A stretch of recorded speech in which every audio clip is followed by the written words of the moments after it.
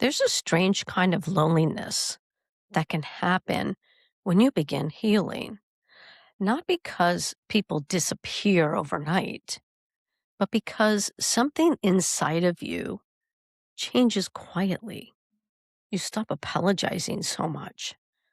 You stop over explaining. You stop chasing. You stop shrinking yourself just to make other people comfortable. And suddenly, conversations feel different. Relationships feel different. Even rooms feel different. The version of you that once kept the peace at all costs isn't leading anymore.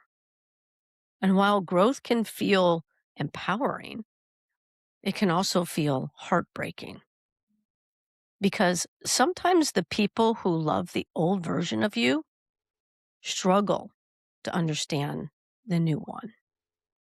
Everybody, welcome back to the Soul Talk podcast, where we have conversations on mind, body, movement, spirit, healing, and becoming who you truly are. I'm Mary Beth Rim. I'm a mental health therapist. I'm a coach, a runner, and someone who deeply believes that healing isn't just something we think about.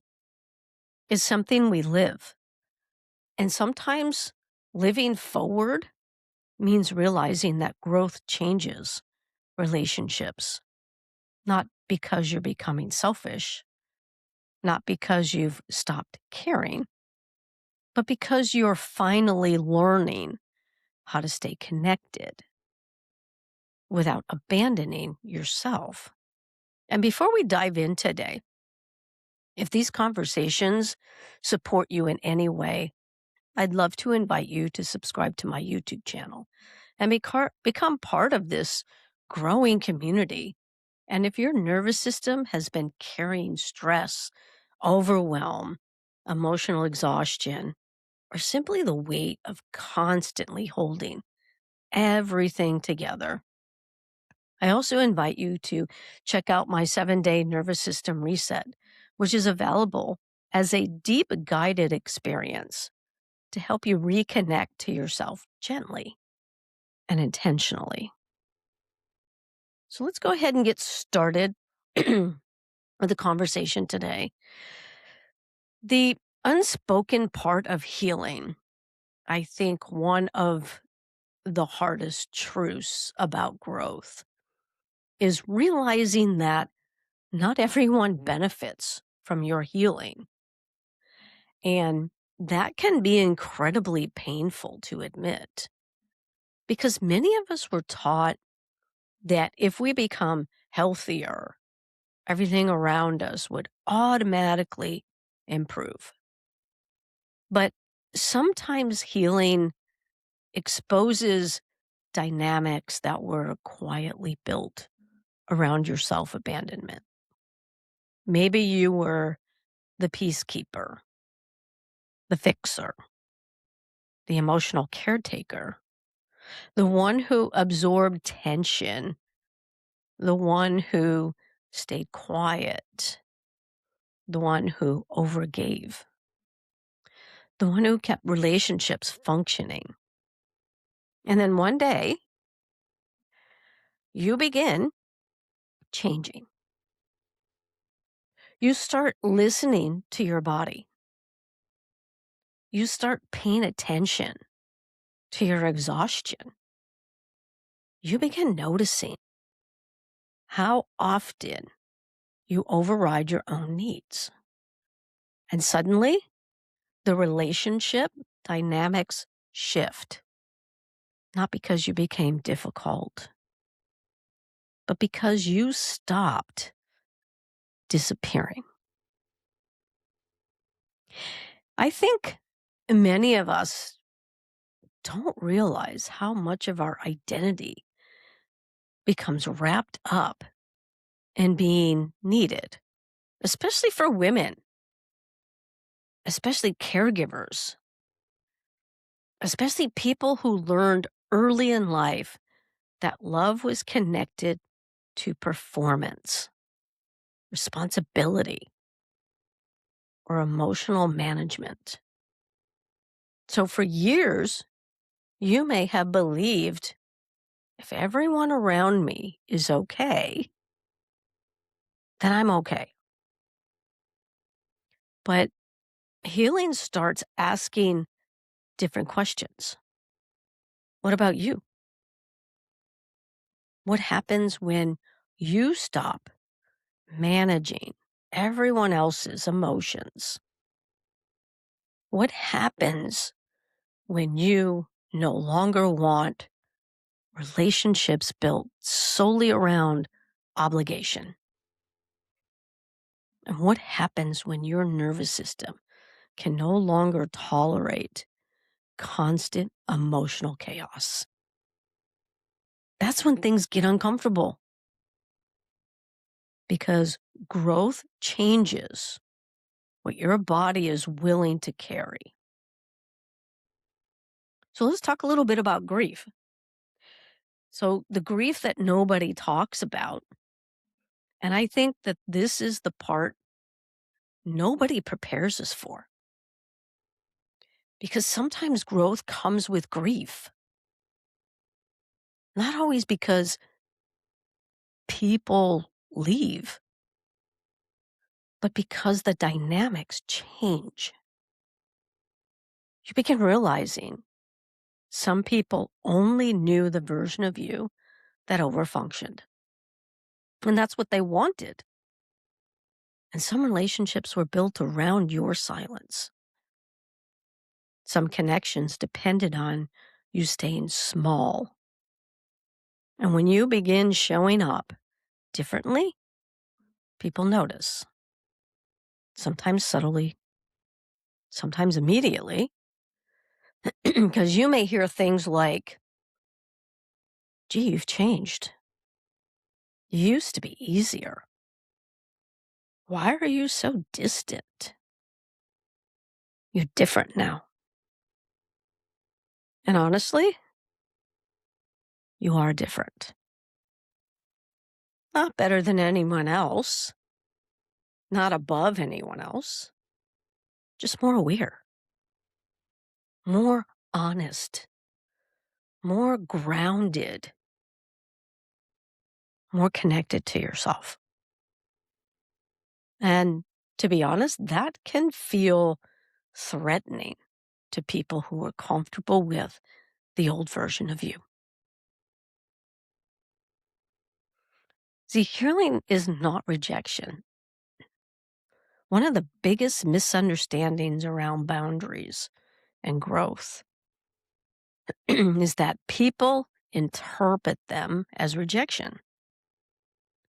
But boundaries aren't they're not punishment, they're clarity, they're honesty. They're the nervous system finally saying, I can't keep surviving this way. And sometimes people struggle when you stop extending yourself. Not because you're wrong, but because the dynamic benefited them. And that realization can feel deeply painful.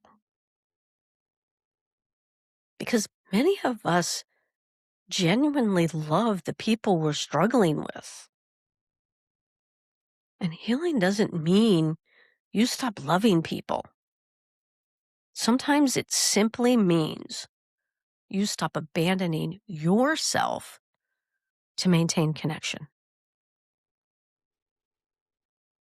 And the loneliness of becoming, I think there's also a season during healing where life feels strangely quiet. You're not fully who you used to be, but you're still becoming who you are.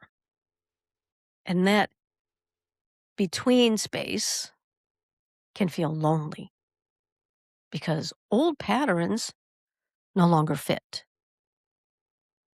But new relationships, new ways of relating, new ways of being haven't fully formed yet. And this is where people panic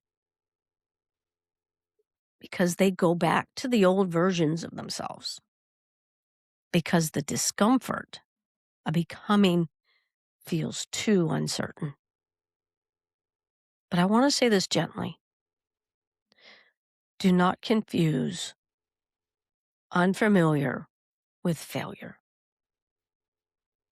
Sometimes your nervous system experiences peace as loneliness simply because chaos was familiar. Let that sink in for a second. Is sometimes calm feels empty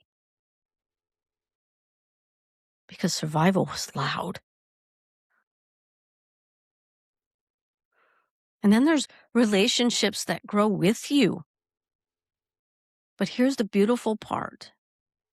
Not every relationship falls apart when you grow. Some deepen. Some become more honest, more mutual, more emotionally safe. The healthiest relationships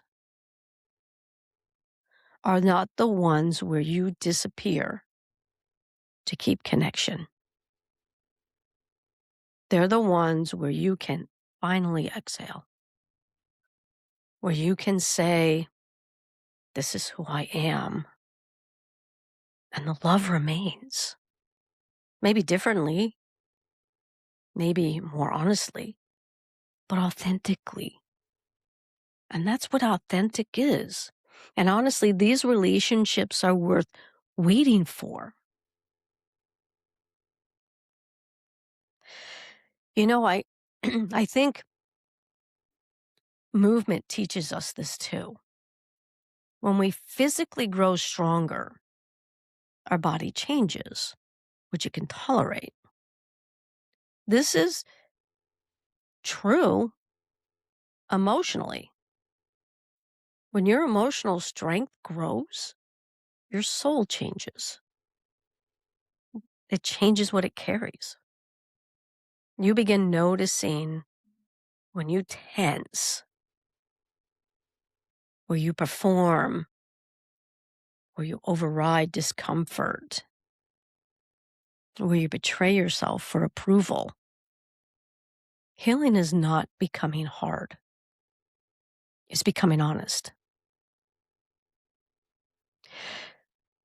I want to leave you with this. If you're in a season where your relationships feel different because you're changing, I want you to know this.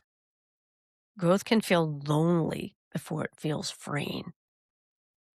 And sometimes becoming yourself means grieving versions of connection that required you to abandon who you truly are. But the goal was never to lose yourself, just to stay loved. The goal was always to come home to yourself and trust that the right relationships, the healthy relationships, the emotionally safe relationships will meet you there. I want to thank you so much for being here with me today on the Soul Talk podcast.